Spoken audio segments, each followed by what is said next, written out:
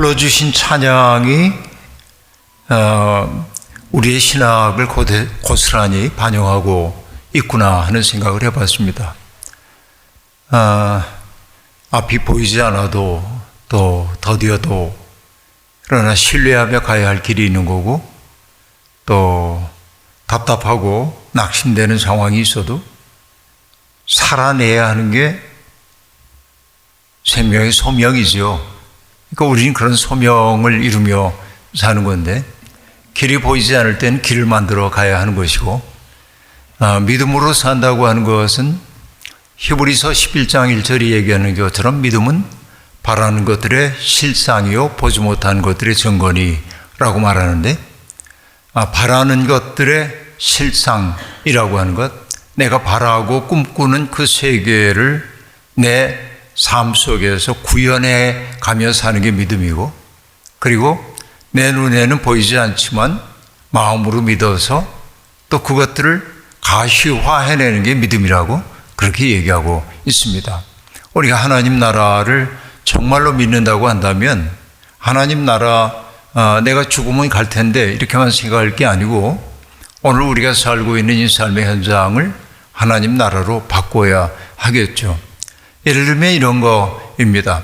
하나님 나라에 없을 것 같은 게 뭐예요? 하고 이제 물어보면 대개 사람들이 가볍게 대답을 합니다. 눈물도 없고 죄도 없고 슬픔도 없고 병도 없고 그렇게 얘기합니다. 어디서 많이 들어본 얘기죠. 요한계시록에 나오는 말씀을 해주는 겁니다. 우린 늘 그렇게 사고합니다. 남들이 한 말 따라하고요. 예수님이 제자들에게 사람들이 나를 누구라고 하느냐라고 물으신 다음에 또 너희는 나를 누구라고 하느냐 했을 때 시몬 베드로가 했던 대답을 우리가 잘 압니다. 저는 그리스도시요 살아계신 하나님의 아들입니다. 우린 그것을 정답처럼 암기합니다. 하나님 앞에 가는 날 예수님이 보좌에 옆에 앉아 계신 주님이 너는 나를 누구라고 하니? 라고 물을 때 우리는 얼른 정답을 알고 있으니까 저는 그리스도시요 살아계신 하나님의 아들입니다. 이렇게 대답하면 주님이 고개를 갸웃하면서 그거 옛날에 내 들어본 얘기인데 누가 그 얘기 했는데 그럴 겁니다. 우리만의 고백, 나만의 고백, 이런 고백이 있겠는가? 이게 우리가 늘 던져야 할 질문 가운데 하나입니다. 하나님 나라는 우리가 바라는 세상이기도 하지만 내가 뭘 바라는지 잘 알 수가 없을 때 거꾸로도 접근해 볼 수가 있습니다. 하나님 나라에 없을 것 같은 거 어떤 게 없을까요? 그냥 구체적으로 얘기하면 이런 겁니다. 음식물 쓰레기가 있을까요? 하나님 나라에? 별로 없을 것 같아요. 그러면 여러분, 우리가 하나님 나라를 꿈꾸며 산다고 하는 것은 음식물 쓰레기를 덜 만드는 방식으로 살아가는 것입니다. 하나님 나라에 공해가 없을 것 같으면 지금 여기에서 공해를 덜 만드는 방식으로 살기 시작해야 합니다. 하나님 나라에 험담이 없다고 우리가 믿는다면 남에게 험담하는 일을 그만두면서 살아야 합니다. 하나님 나라에 냉소라는 게 없다고 한다면 누구를 대하더라도 냉소하지 않아야 합니다. 이것이 하나님 나라를 믿는 사람들의 삶일 겁니다. 왜냐하면 하늘의 길은 땅의 길과 연결되어 있기 때문에 그렇습니다. 오늘 땅에서 하나님 나라의 질서를 살아내지 못하면서 하늘에 갈 수 있다고 하는 것은 허위의식에 불과하기 때문이다. 이렇게 말씀드릴 수 있겠습니다. 오늘 우리 성집사님이 불러주신 찬양이 불러일으키고 있는 찬찬한 감동의 그 울림의 어울림으로 제가 한마디를 했던 건데요. 그렇습니다. 앞이 보이지 않아도 우린 가야 합니다. 더딘 것 같아도 가야 합니다. 여러분, 엊그저께 제가 말씀드렸나 모르겠습니다만 미국의 정치학자인 하나 아렌트가 전체주의의 기원이라는 책을 쓴 후에 아주 우울한 얘기를 다 한 다음에 맨 끝에 뭐라고 말하냐면 어거스틴 성인의 말을 인용을 합니다. 하나님이 인간을 창조하신 까닭은 새로운 시작을 위해서다. 그러니까 이 자리에 있는 우리는 모두 새로운 시작입니다. 내 상황이 제 아무리 고통스럽다고 해도 새롭게 시작할 수 있기 때문에 우리는 인간이라고 얘기할 수 있습니다. 여러분, 아르메니아라고 하는 나라에 갔을 때가 떠오르는데요. 아르메니아 사람들은 터키 굉장히 많은 어려움을 겪어서 많은 사람들이 학살을 당했습니다. 그래서 아르메니아인들 학살 기념관에 갔습니다. 거기에는 마치 손들이 이렇게 포개져 모여있는 것 같은 구조물들이 있고 그 아래는 꺼지지 않는 불이 밝혀져 있습니다. 그리고 그 뮤지엄에는 여러 가지 전시물들이 전시되어 있었습니다. 거기를 한 바퀴 이렇게 돌아 나오고 있는데 그 정원 저쪽에 그 구조물이 하나 보여가지고 조각품이 제가 궁금한 마음에 가봤습니다. 거기 제목이 뭐냐면 밑에 이렇게 보니까 전쟁의 폐허를 딛고 일어서는 어머니라는 제목이었습니다. 어린아이를 품에 안은 어머니가 굉장히 놀란 눈을 화등잔만하게 뜨고 어딘가를 향해 달려가는 모습이었습니다. 그런데 그 어머니의 발밑에는 전쟁이 만들어낸 온갖 그 잔해들이 널려져 있었습니다. 생각해 보면 집도 사라졌고 사랑하는 가족들도 죽고 이것이 전쟁의 참상인데 그러나 어머니는 무력하게 주저앉아 있을 수 없었습니다. 왜? 보듬어야 할 생명이 있었기 때문에 그렇습니다. 그렇죠? 이 생명 때문에 내가 무능력해질 수가 없었어요. 이것이 희망입니다. 희망이라고 하는 것은 바랄 희자, 바랄 망자를 쓰지만 본래 희망이라는 희자는 드물 희자를 과거에는 썼던 것이죠. 통용해서 썼습니다. 희망이라고 하는 것은 바랄 수 없는 중에 바라는 것이 희망이라고도 얘기할 수 있습니다. 믿음으로 산다고 하는 것은 바로 절망의 상황 속에서 희망을 향하여 내가 어떻게 고개를 드는지에 대한 이야기라고 얘기할 수 있겠습니다. 이게 진실한 믿음일 거라는 생각을 해보고 있습니다. 자, 어제 저녁과 오늘 새벽을 통해서 우리는 요나가 하나님의 얼굴을 피하여서 거듭거듭 회피해 갔던 그 길의 이야기를 첫 시간에 이야기를 했고 그리고 그 방향을 뭐라고 얘기했습니까? 거듭되는 하강 국면이라고 얘기했습니다. 끝없이 낮아짐의 길로 가고 있었습니다. 그것이 자기의 그 하나님의 낯을 피하여 가는 길은 끝없는 하강의 길임을 요나서는 절묘하게 보여주고 있다고 얘기했고 그리고 마침내 물고기 뱃속에 갇히는 신세가 되었는데 오늘 새벽에 제가 나눴던 말씀은 뭐냐면 물고기 뱃속에 갇히는 것은 요나의 이야기만이 아니라 우리 모두가 인생에서 겪게 되는 일종의 한계 상황의 경험을 얘기한다고 얘기했고 성서에 등장하는 수많은 인물들의 물고기 뱃속 체험이 뭐였을지에 대한 이야기를 해봤습니다. 그 이야기가 우리에게 상기시키고 있는 건 뭐냐면 우리 또한 그들 못지않은 물고기 뱃속 체험을 하며 살았다 하는 이야기이죠. 저도 그런 경험들이 있습니다. 여러분들도 있을 겁니다. 인생을 포기하고 싶은 그와 같은 순간 이제는 나는 끝났어 라고 생각되는 그런 순간들이 우리에게 한 번쯤은 있었을 텐데 지나온 세월을 돌이켜보면 그 기가 막힌 순간이야말로 하나님의 은혜가 우리에게 유입되는 시간이었음을 뒤늦게 깨닫곤 합니다. 몇 해 전 세상을 떠났던 레오나드 코헨이라고 하는 그 노래꾼이 불렀던 노래를 우리가 기억하는데 그 송가라고 번역할 수 있는 안템이라는 그 노래에서 그는 얘기합니다. There's a crack in everything. 모든 것 속에는 crack, 갈라진 틈이 있습니다. 내 가슴에도 갈라진 틈이 있고 내 곁에 있는 사람에게도 갈라진 틈이 있고 우리들의 관계 속에도 갈라진 틈이 있습니다. 그 틈은 우리를 공허하게 만들고 힘들게 만들죠. 아프게 만듭니다. 왜? 그것은 상처이기 때문에 그렇습니다. 그런데 그 노래는 뭐라고 얘기하냐면 그 뒤에 There's a crack in everything. 그 뒤에 등장하는 이야기가 의미심장합니다. That's how the light gets in. 그것이 바로 빛이 비춰드는 방식이다 라고 말합니다. 갈라진 틈이 없다고 한다면 빛이 그 속에 스며들 수가 없는 거죠. 내 마음속에 갈라진 틈이 있기 때문에 하나님의 은총의 빛이 우리 속에 들어오는 것이죠. 내가 아무런 상처가 없고 온전하다고 얘기할 때 하나님의 은혜가 우리에게 그렇게 감격스럽게 다가오지는 않을 겁니다. 그 내가 처해 있었던 그 물고기 뱃속과 같은 그 상황이야말로 하나님과 접촉되는 길이었음을 우리가 알고 있고요. 그 곤경, 견딜 수 없는 곤경이야말로 은총으로 우리를 끌어당기는 인력이었음을 알 수 있습니다. 이 궁극의 이야기는 누구입니까? 바로 예수 그리스도의 십자가 사건이죠. 십자가는 인간적인 측면에서 바라보자고 한다면 절망의 자리입니다. 그러나 그 십자가를 통하여서 우리는 새로운 생명의 문이 열렸음을 알게 됩니다. 십자가라고 하는 큰 크랙으로 하늘의 빛이 비춰들어 우리는 구원받은 사람이 되었습니다. 이것이 놀라운 신비이죠. 그리고 마침내 그가 절망의 자리에서 하나님을 만나고 그리고 자기의 죄와 참상을 주님 앞에 고백한 후 이젠 하나님의 뜻 앞에 자기를 온전히 맡겼을 때 하나님은 물고기를 명하여 요나를 토해내게 했고 그래서 요나는 이제 물 밖으로 나오게 되었습니다. 물 밖으로 나왔다, 무트로 올라왔다. 이 얘기는 그동안 거듭거듭 진행되어 왔던 하강 곡선이 상승을 향하여 올라가기 시작함을 보여주고 있습니다. 그러면 여러분, 물고기 뱃속 체험을 했기 때문에 요나는 이제는 흠없는 사람, 하나님이 기뻐하시는 사람으로 변했을까요?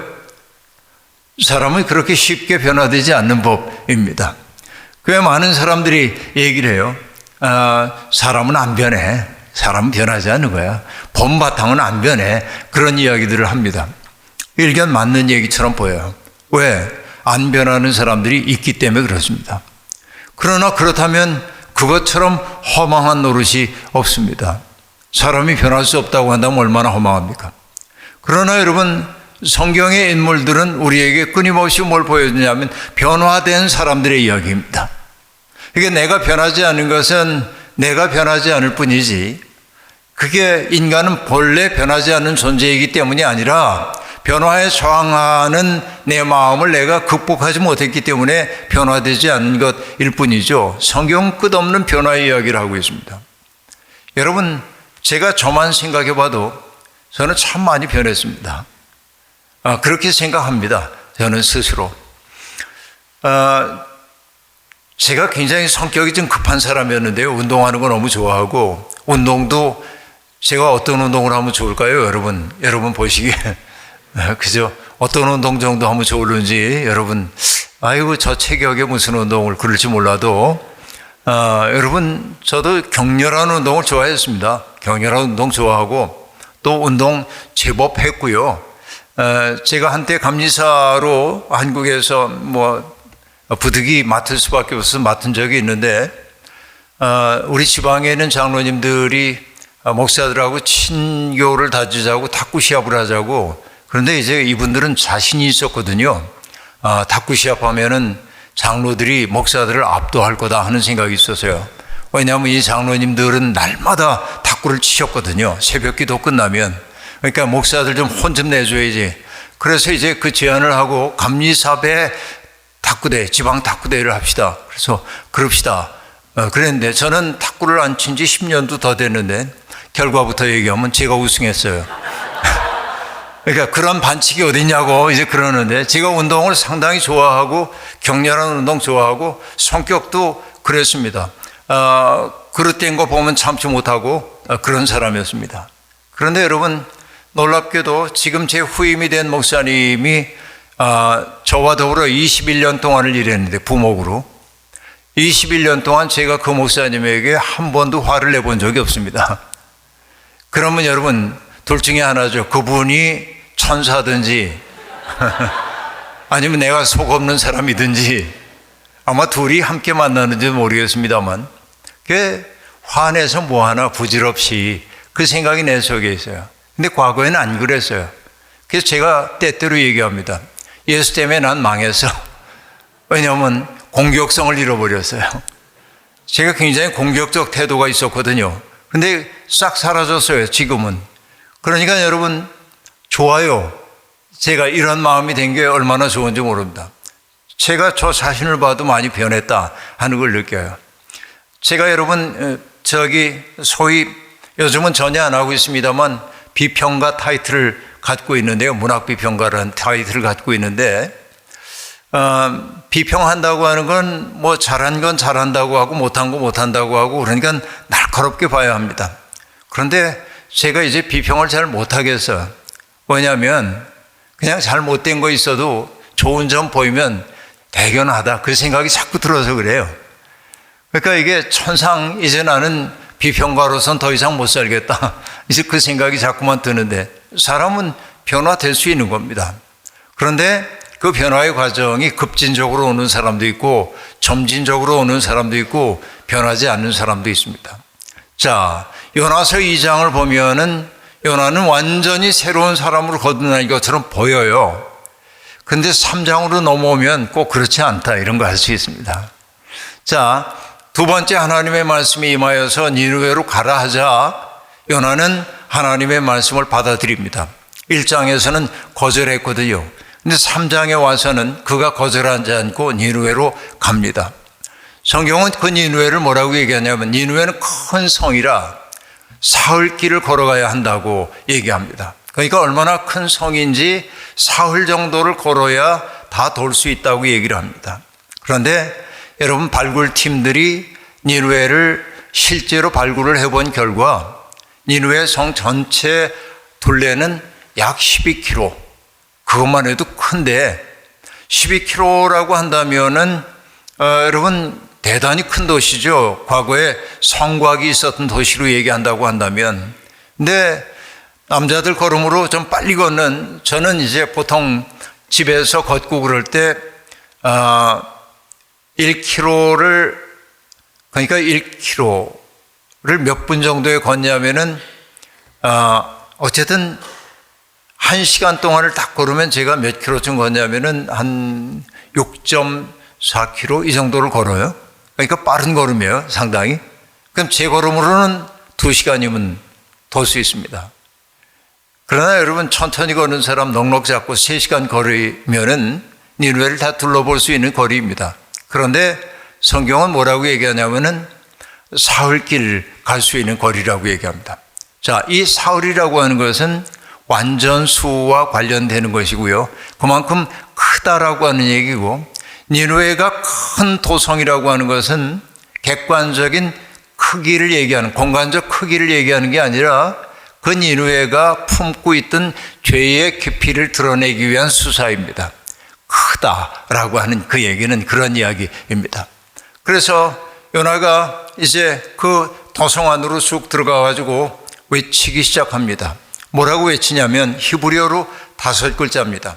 40일이 지나면 니느웨는 무너진다라고 하는 딱 그 메시지입니다. 40일이 지나면 니느웨는 무너진다. 히브리어는 5글자, 우리말로는 네 단어 정도, 이 정도입니다. 그런데 여러분, 사실 요나가 그 다음에 해야 할 얘기가 있겠죠. 너희들이 그 부끄러웠던 삶을 돌이키라. 하나님의 지금 엄중한 명령이 내려서 하고 사람들을 설득해내야 합니다. 그러나 요나는 그러고 싶지 않습니다. 요나의 감정이 그대로 느껴지는 거예요. 40일이 지나면 니느웨는 무너진다라고 그 얘기만 딱 하고 있음을 알 수 있습니다. 자, 요나는 하나님의 명령대로 했죠. 전하긴 전했습니다. 문제는 어디에 있습니까? 요나라고 하는 예언자 속에 연민이라고는 느껴지지 않는다. 그렇죠?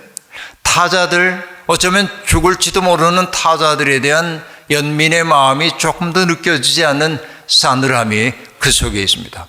자, 요나에겐 뭐가 있습니까?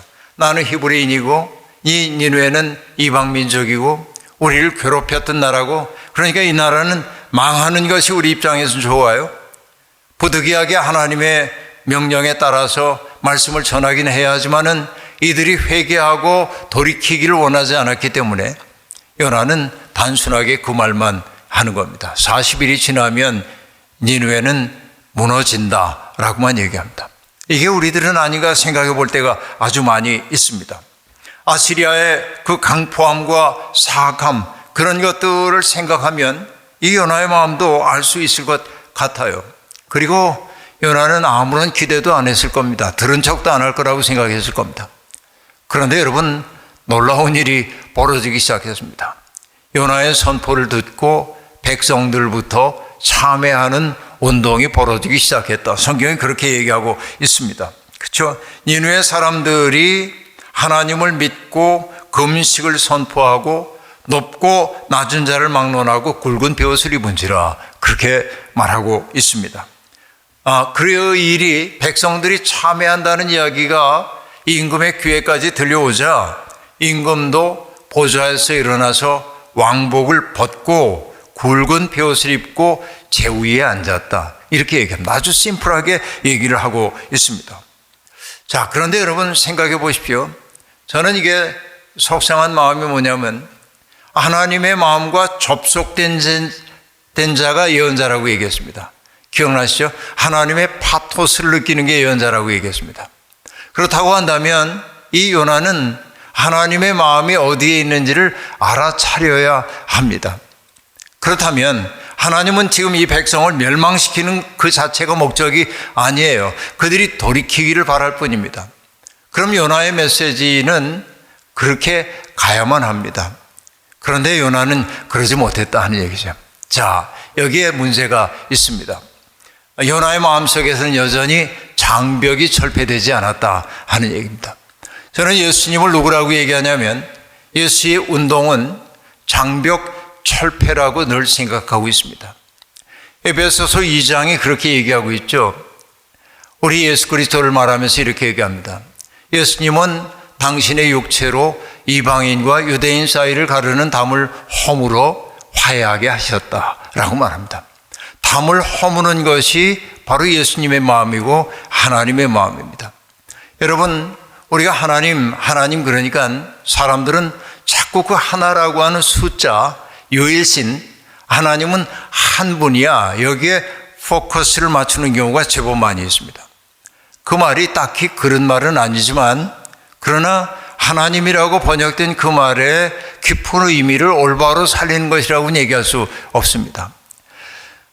여러분, 모세가 하나님의 이름을 여쭤봤을 때 백성들이 누가 나를 보냈다고 할까요? 라고 얘기하자 하나님이 모세에게 대답하십니다.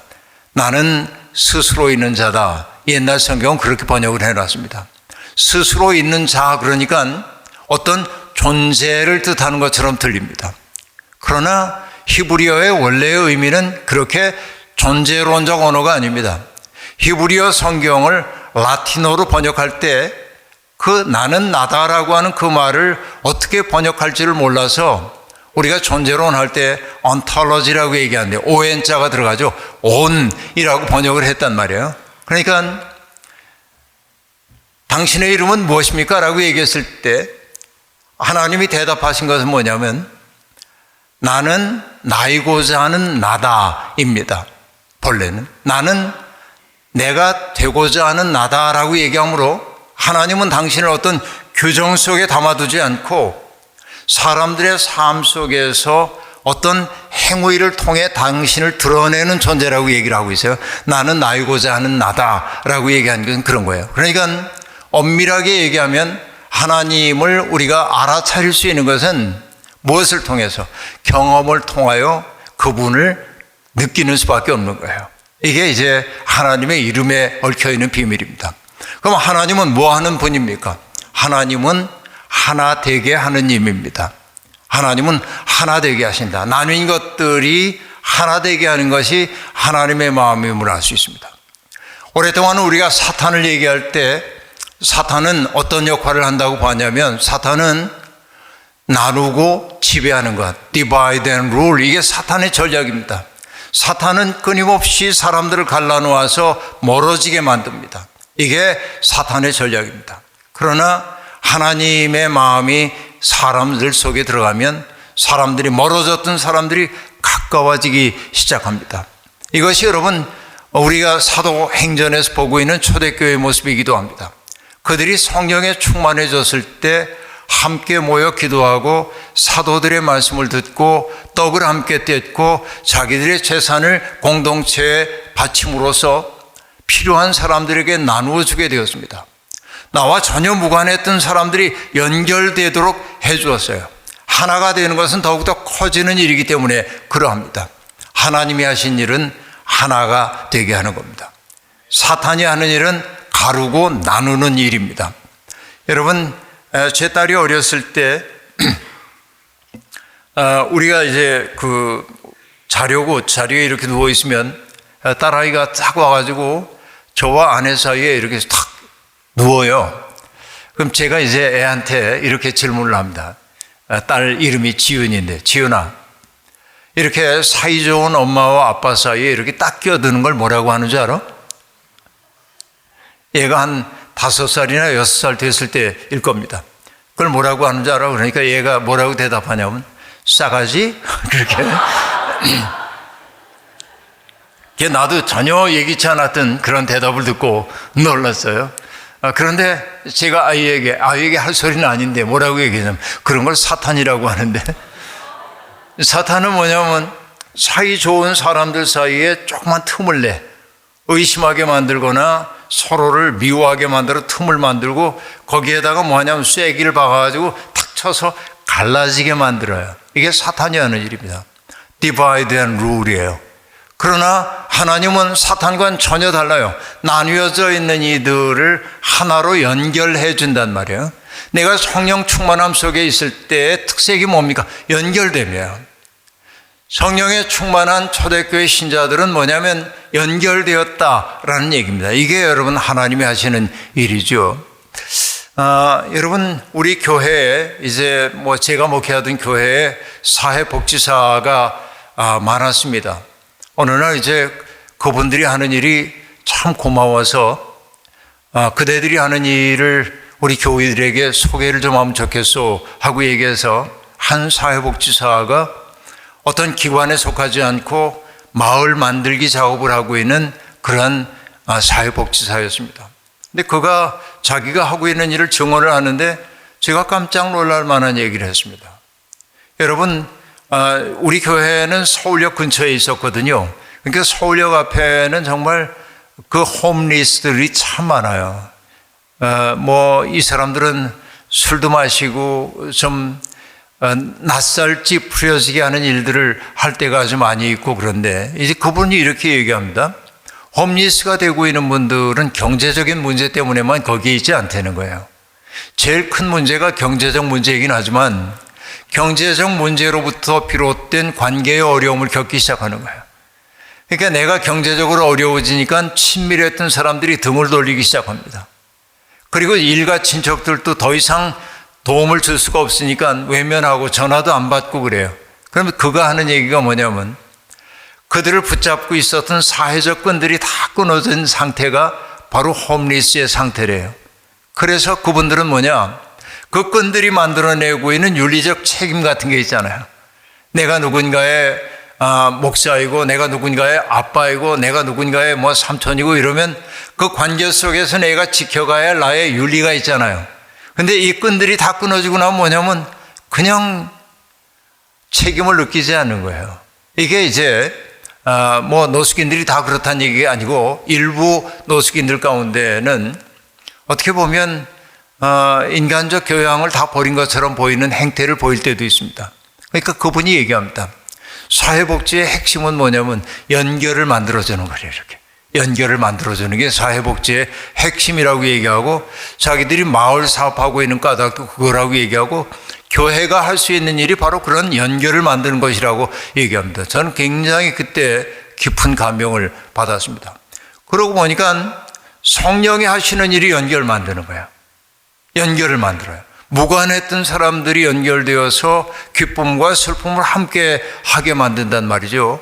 그러니까 내가 성령의 충만함을 뭘 보면 알 수 있냐면, 고통받는 타자들의 아픔이 나의 아픔으로 다가오기 시작하면 나는 성령에 충만하다고 얘기해도 과언이 아니다, 이렇게 얘기할 수 있겠습니다. 그렇죠? 그러니까 우리는 그런 하나님을 믿는다고 하면서도 갈라놓고 있다고 한다면 우리는 하나님을 믿는다고 스스로를 속이고 있는지도 몰라요. 그러니까 여러분, 우린 끝없이 연결해야 합니다. 연결하기 위해 가장 필요한 태도는 무엇입니까? 타자에 대한 깊은 존중심입니다. 타자를 있는 그대로 받아들이려고 하는 따뜻한 마음입니다. 여러분, 제가 좋아하는 그림 동화 가운데 소년과 두더지와 여우와 말이라는 동화가 있습니다. 그 동화에 보면 눈이 이렇게 내리는 날 한 소년이 그 눈이 너무 좋아서 이렇게 다니다가 길을 잃어버려요. 집으로 가는 길을 잃어버려요. 어떡하지? 길을 잃어버려서 당황하고 있는데 두더지 한 마리가 눈을 뚫고 이렇게 올라옵니다.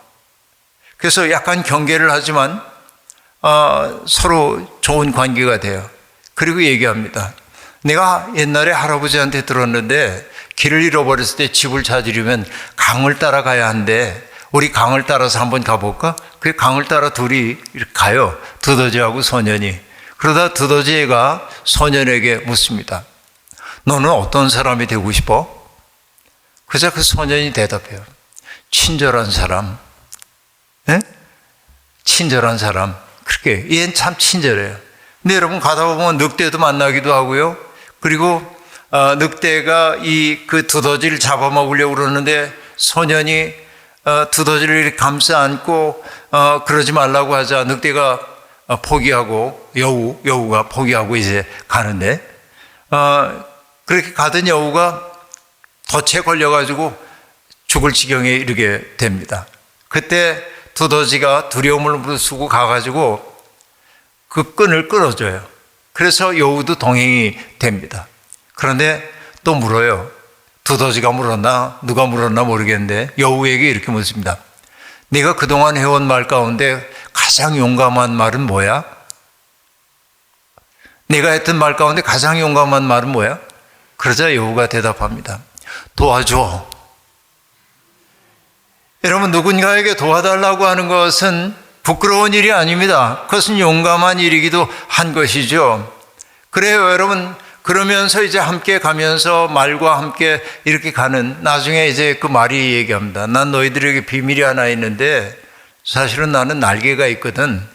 근데 내 친구들이 내 날개를 보면 비웃고 그래가지고 내가 날개를 숨기고 살아와서 근데 난 너희 비웃지 않아. 그러자 이 말이 날개를 펼치고 정말로 날아가는 얘기인데 이게 너무나 아름다운 얘기인데 저는 이거 잊을 수가 없어요.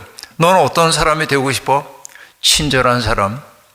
내가 했던 가장 용감한 말은 뭐야? 도와줘. 이런 거. 여러분 이 속에 굉장히 깊은 울림들이 등장한단 말이죠.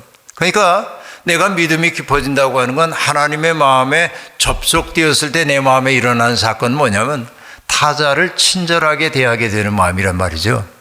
그러니까 예수 그리스도가 병든 사람들을 바라보고 귀신 들린 사람을 바라볼 때마다 주님은 어떤 마음이었냐면 긍휼히 여기셨다. 그 마음이 그들을 바라보면서 그들의 고통을 그대로 당신의 고통으로 느끼신 거야. 우린 그거를 교리적으로 뭐라고 얘기하냐면 우리의 죄를 다 담당하셨다는 말이 그 얘기예요. 예수 그리스도와 무관한 고통이 없어요. 예수 그리스도와 무관한 슬픔이 없어요. 주님은 나의 슬픔과 나의 고통을 마치 자신의 것인 양 겪어내셨단 말이죠. 이게 예수 그리스도의 사랑이에요. 사람들은 그것을 교리적인 언어로 예수님의 피의 공로로 우리가 구원함을 받아서 이걸 믿는 게 믿음이라고 생각해요. 근데 이걸 실존적 깊이로 들어가자고 한다면 그 말의 의미는 뭐냐면 여러분이 겪고 있는 그 모든 고통을 주님은 아시고 그 고통을 모른 척하지 아니하시고 마치 당신의 고통인 양 받아 안으셨다는 말이지. 그게 우리가 받은 구원의 경험인 거죠. 그러니까 예수님에게는 뭐냐면 나하고 무관한 타자가 없어요. 그래서 여러분 제가 가는 곳마다 하는 얘기입니다마는 요한복음에서 예수님이 이런 말씀을 하십니다. 당신의 일에 대해서 이렇게 얘기해요. 아버지께서 내게 이끌어 주신 사람 가운데 하나도 잃어버리지 아니하고 마지막 날에 영생을 얻게 하는 게 당신의 일이래. 그러니까 예수님은 오늘 내 앞에 현존하여 있는 사람 하나하나를 누구로 여겼냐면 아버지께서 내게 이끌어 주신 사람으로 여겨요. 예를 들어 보십시오. 제가 한국에 있는데 누가 전화를 했어요. 전화해서 받았는데 난 모르는 분입니다. 여보세요? 아무 계세요? 예, 제가 김기석입니다. 그러니까 그가 얘기합니다. 예, 저는 미국 산호세에 사는 사람인데요. 그러면 일단 예를 드는 거예요. 실제로 그랬다는 얘기가 아니고 산호세에 살고 있는데요. 아, 예, 그러세요? 아유, 저도 산호세 가봤는데요. 그런데 목사님 꼭 만나 뵙고 싶어요. 그러면 여러분 제가 시간이 많고 그러면 흔쾌히 그러시죠. 그럴 텐데 난 모르는 분이 갑자기 만나달라고 얘기하면 참 어려워요. 왜냐하면 분주하니까. 근데 이렇게 얘기하는 거야. 권혁인 목사님이 목사님 꼭 만나보라고 그래가지고 제가 목사님께 전화를 드렸어요. 권 목사님이 전하실 말씀도 있고요. 그러면 내가 바빠도 시간 내야 돼. 왜? 권혁인 목사님 때문에. 권혁인 목사님이 내게 이끌어 주셨기 때문에 그런 거예요.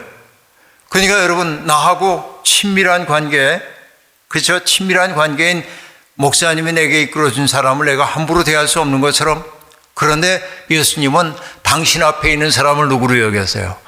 아버지께서 내게 이끌어 준 사람. 근데 여러분, 우리는 오늘 새벽에도 얘기했습니다만 감정과 정서를 구별했죠.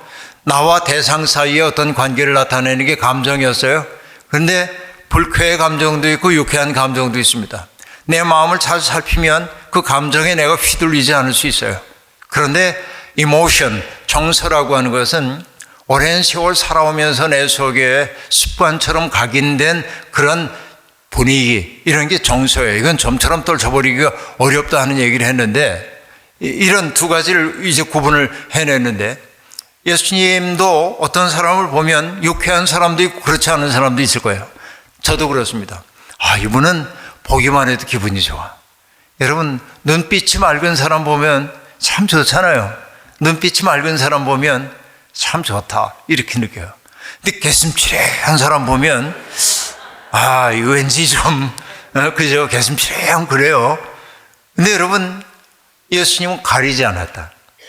당신 앞에 있는 사람들을 아버지께서 이끌어준 사람으로 여겼다. 그러면 아버지께서 이끌어준 사람으로 여길 때 어떤 마음일까요? 이 사람에게 정말 내가 할 수 있는 가장 좋은 것을 주고 싶겠죠.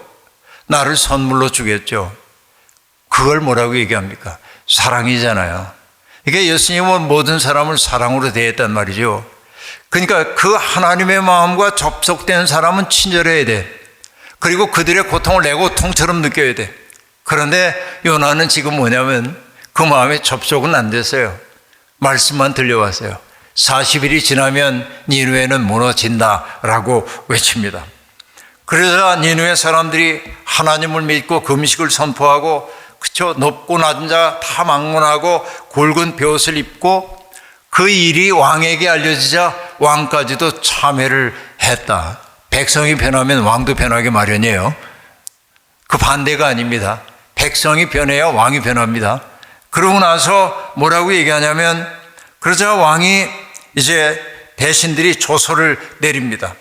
그래서 니느웨에 선포하는데, 사람이나 짐승이나 소떼나 양떼나 아무것도 입에 대지 말지니 금식 선포입니다. 먹지도 말고 물도 마시지 말라. 사람이든지 짐승이든지 다 굵은 벼옷을 입으라, 그렇게 말합니다. 벼옷을 입는다는 건 뭐죠? 참회 뜻합니다. 참회하래. 그리고 하나님께 부르짖을 것이며 하고 얘기합니다. 자, 금식을 선포하고 벼옷으로 입고 그리고 하나님께 부르짖어야 돼. 이것만 가지고는 안 됩니다. 이 모든 것들이 귀착되어야 하는 하나의 내용이 있어요. 그게 뭘까요?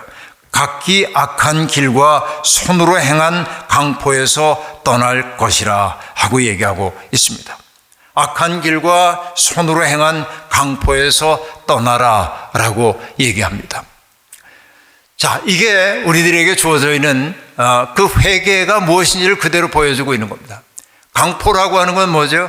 힘을 가지고 누군가를 강압하는 게 강포입니다. 악한 길이라고 하는, 악이라고 하는 것은 어떤 것입니까? 여러분, 한자로 악이라고 하는 글자를 써보세요. 버그마자가 있고 밑에 마음심자가 있습니다. 그런데 옛날 자형을 살펴보면 이 버그마자는 무덤의 모양을 형상화한 것이라고 얘기합니다. 그래서 사람들은 얘기합니다. 악이란 뭐냐? 타자에게 무덤을 안겨주고 싶은 마음이에요. 그러니까 타자를 나의 욕망 충족을 위한 대상으로 삼고 그 사람에게 뭔가 해코지를 하려는 마음이 악한 마음입니다. 바로 그렇게 악한 일을 저지르는 걸 죄라고 얘기하죠. 죄라고 하는 글자를 보십시오. 위에 넉사자 비슷한 게 있지만 사실은 넉사자가 아니라 그물망입니다. 그리고 밑에 안일비자가 있습니다. 이게 죄라고 하는 글자입니다. 잘못을 저지른 사람이 그물에 씌워진 상태예요. 죄는 부자유한 거예요. 누군가에게 악을 행하는 사람은 스스로 자기를 해치는 사람이라고 얘기할 수 있겠습니다. 그렇죠? 그러니까 여러분 정말 그런 건데 누군가를 해를 끼치려고 하는 그런 길에서 우리가 떠나는 것이 자매란 말이죠. 그런데 여러분 우리가 감리교인들이니까 이렇게 얘기해 보겠습니다. 웨슬리 목사님은 감리교인들이 꼭 지켜야 할 세 가지의 삶의 룰이 있다고 얘기합니다. 첫 번째는 뭐냐면 Do no harm. 해를 끼치지 말아라. 아무에게도 해를 끼치지 말아라. 근데 여러분 우리는 여러 가지 방식으로 해를 끼칩니다. 구체적인 행위를 통해 해를 끼치기도 하지만 어떤 해도 있냐면 이런 것도 있는 겁니다. 내가 굉장히 우울한 사람이에요. 그래서 사람들 대할 때마다 낯을 찌푸리고 대해요. 그러면 여러분 나와 만난 사람들은 나 때문에 행복해질까요? 나 만나고 나면 불쾌해지겠죠? 그런 얘기입니다.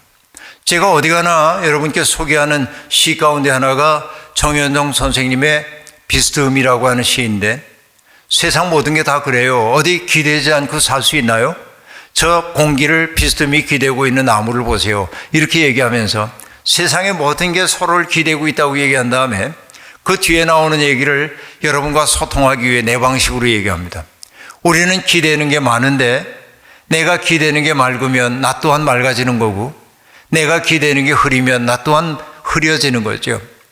여기 제 아내가 있습니다만 제 아내가 늘 찌푸리고 있다고 한다면 내가 집에 들어가면 행복하겠습니까? 그럴 수가 없잖아요. 내가 기대고 있는 사람이 흐리면 내가 어떻게 맑아질 수가 있어요. 그래서 우리는 애써서 뭘 해야 되냐면 내가 맑아져야 돼, 따뜻해져야 돼, 내가 깨끗해져야 돼. 그래야 나와 만나는 사람이, 나를 기대는 사람이 깨끗해진다 하는 말이죠. 그렇죠? 오늘 우리 성집사님의 찬양을 들으면서 우리의 마음속에 깊은 울림이 있어서요. 왜? 그 마음속에서 울려나는 고백이 진실한 고백임이 느껴졌기 때문에 그래요. 그렇죠. 이 울림이 만들어진다 하는 얘기죠. 그러니까 진짜 이웃사랑이라는 게 뭐냐? 다른 거 아닙니다. 프로그램 하는 게 아니에요. 내가 좋은 사람 되는 게 이웃사랑의 기초입니다.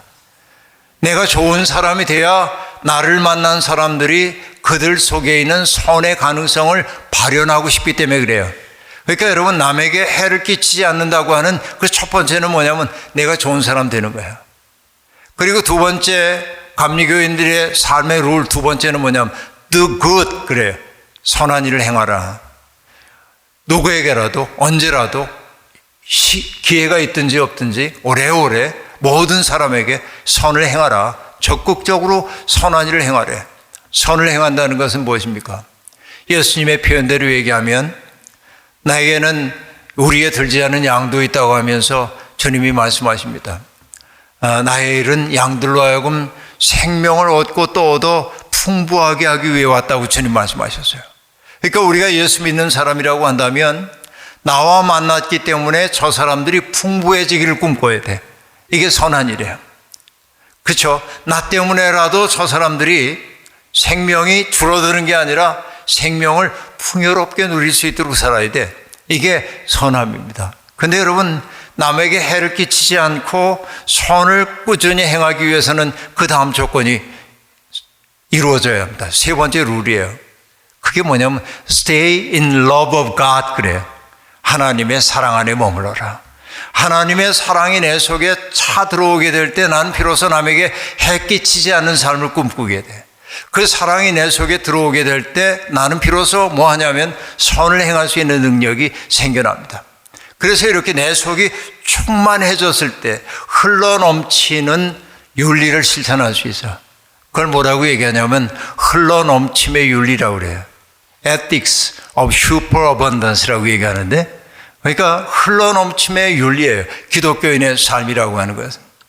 그러니까 여러분 여기 지금 이 모든 사람들이 요구받은 것이 뭐냐면 악한 길에서 떠나고 강포를 그치라고 얘기합니다. 예수님도 말씀하셨습니다. 이방인의 집권자들은 너희를 함부로 대하고 은인 소리 듣는 것을 좋아하지만 너희는 그러면 안 된다. 너희 가운데 으뜸이 되려는 사람은 모든 사람을 섬기는 사람이 되어야 한다. 인자는 섬김을 받으러 온 것이 아니라 섬기러 왔다라고 말합니다. 바로 이것이 악행과 강포를 떠나는 길인 겁니다. 니느웨라고 하는 그 큰 도성이 전국적으로 그런 회개운동을 했는지는 우리는 알 수 없어요. 그러나 성경이 지금 요나가 그 얘기를 들려주는 까닭은 뭐냐면 강포함과 악독함이 가득 차 있는 세상에서 하나님을 믿는 사람은 그것이 변화 가능하다는 사실을 신뢰해야 한다는 거예요.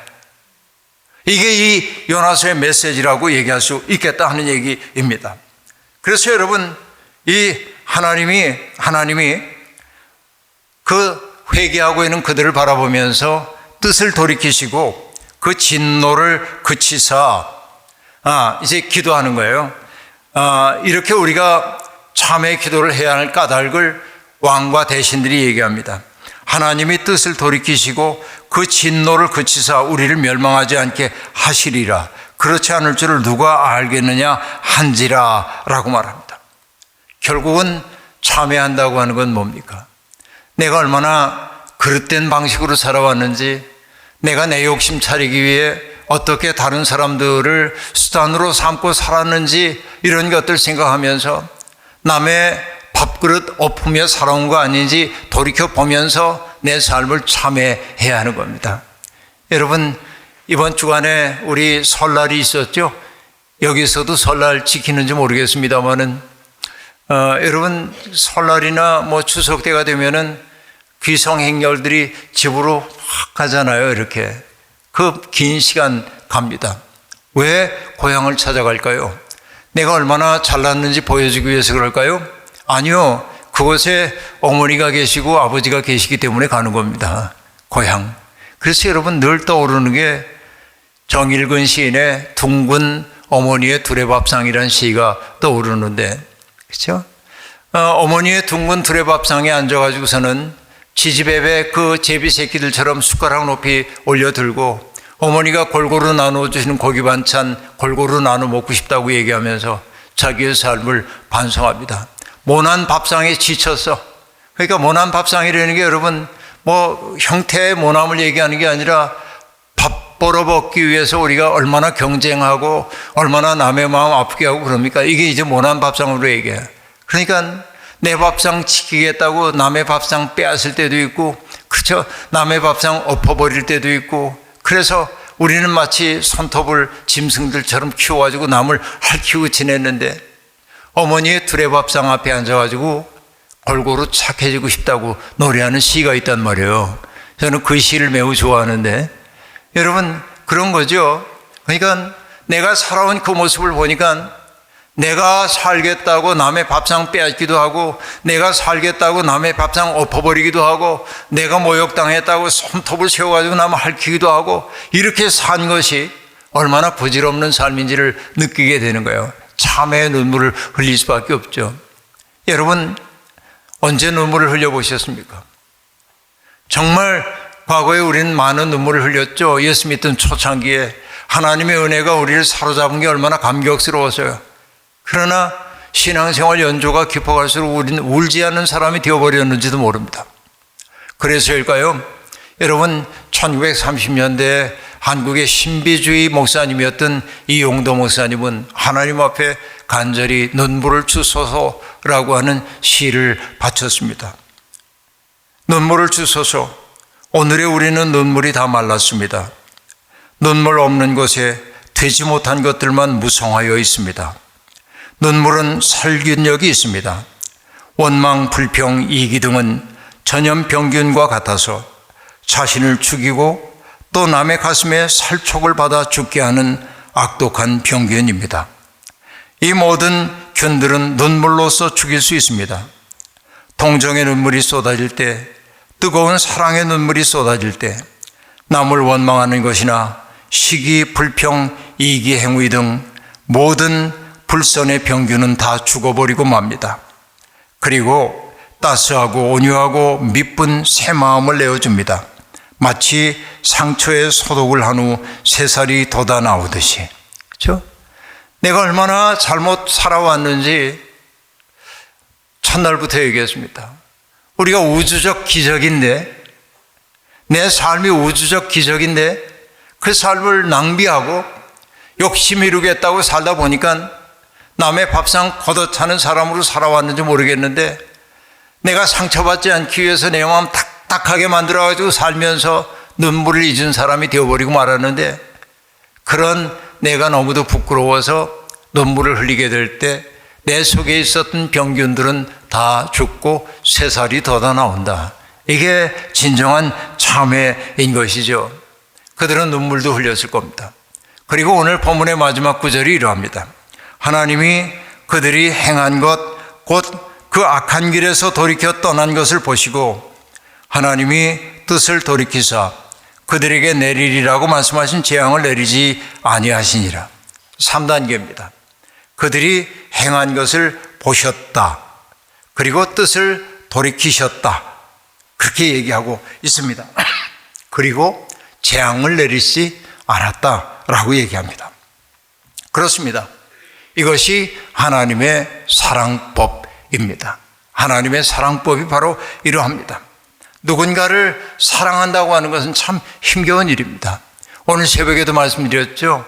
하나님이 자족적인 분인데 인간을 창조하심으로 하나님은 매우 불편한 상황 속에 들어가셨다. 인간 때문에 애를 태우시고, 그래서 시몬 베유의 얘기를 했습니다. 하나님의 인간 창조는 하나님의 자기 축소이다 라고 얘기했습니다. 하나님이 왜 스스로를 축소하셨을까요? 사랑하기 때문입니다. 사랑은 자발적으로 선택한 보자유입니다. 내가 누군가를 사랑한 순간 나는 그 사랑하는 사람에게 붙들린 상태가 됩니다. 그래서 그가 좋아하는 일을 위해 나를 바치며 사는 게 사랑의 본질입니다. 그래서 만해 한용운은 복종이라고 하는 시에서 이렇게 노래합니다. 남들은 자유를 사랑한다지만은 나는 복종을 좋아해요. 자유를 모르는 것은 아니지만 당신에게는 복종만 하고 싶어요. 복종하고 싶은데 복종하는 것은 아름다운 자유보다도 달콤합니다. 그것이 나의 행복입니다. 그러나 당신이 나더러 다른 사람을 복종하라면 그것만은 복종할 수가 없습니다. 다른 사람을 복종하려면 당신에게 복종할 수 없는 까닭입니다. 이게 사랑입니다. 사랑이라고 하는 것은 자발적으로 선택한 부자유입니다. 우리는 바로 이런 사랑의 관계 속으로 부름을 받았습니다. 교회를 이룬다고 하는 것은 나 좋을 대로 하기 위한 것이 아닙니다. 자발적으로 선택한 부자유를 기뻐하는 것이 교회를 이루는 일입니다. 바로 이것이 연결된 이들의 삶의 비밀입니다. 너의 슬픔이 내 슬픔이 되고 내 기쁨이 너의 기쁨이 되는 거야. 저는 이 산타크라라고 하는 이 성전이 너무도 중요한 까닭이 뭐냐면, 공간 그 자체가 무슨 의미가 있겠습니까만 이 자리에서 여러분이 바쳤던 눈물, 여러분의 선배 세대들, 세상을 떠나간 그분들이 여기에서 바쳤던 눈물의 기도가 이 벽 속에 스며 있고, 그분들이 불렀던 찬양이 이 속에 있고, 우리가 똑같은 찬양을 부를 때 그들의 찬양이 기억 속에 우리에게 떠오르고, 그러니까 이 공간은 거룩한 공간이에요. 우리는 그렇게 연결되어 있는 것입니다. 이게 사랑의 비밀입니다. 세상은 끊임없이 사람들을 갈라내고 있지만은 여러분, 믿음 안에 있는 사람들은 연결되는 사람들이에요. 사랑을 선택한 사람들입니다. 요나에게 없는 것은 무엇입니까? 바로 사랑이 없어서요. 여전히 문제적 인간임을 우리가 알 수 있습니다. 4장에 가면 요나는 변화될까요? 그것은 내일 예배로 계속됩니다. 기도하겠습니다. 자비로우신 하나님, 요나서 3장의 말씀을 통하여서 문제적 인물인 요나에 대한 이야기를 함께 나누었습니다. 1장에서 요나는 하나님의 낯을 피하여 하나님의 주신 소명을 저버리고 멀리 달아나려 했습니다. 그러나 물고기 뱃속의 체험을 한 후에 그는 하나님의 명령을 따라 니느웨에 가서 외치라는 말씀을 외치기는 했지만 그 외침에는 따뜻한 온기가 없었습니다. 온기가 없었음에도 불구하고 하나님의 말씀은 힘이 있어서 그 사회를 변화시켰고, 백성들로부터 왕에 이르기까지 모두가 참여하는 역사가 이루어졌습니다. 악행과 강포에서 떠나는 놀라운 역사가 이루어졌음을 우리가 보고 있습니다. 주님, 우리에게 이런 따뜻함이 있는지 돌이켜봅니다. 하나님의 백성이라 일컬음을 받으면서도 우리의 내면 속에 타자를 향한 존중과 따뜻함이 없다면, 타자의 눈물이 나의 아픔이 되지 않는다고 한다면 우리는 여전히 진리에서 멀어진 사람이라 말할 수밖에 없습니다. 주님, 우리를 긍휼히 여기소서. 우리에게도 예수 그리스도의 마음을 허락하여 주셔서 누군가의 아픔을 나의 아픔으로 수납하면서 사랑으로 그 모든 것들을 녹여내는 참된 주님의 일꾼들이 되게 도와주옵소서. 예수님의 이름으로 기도하옵나이다. 아멘.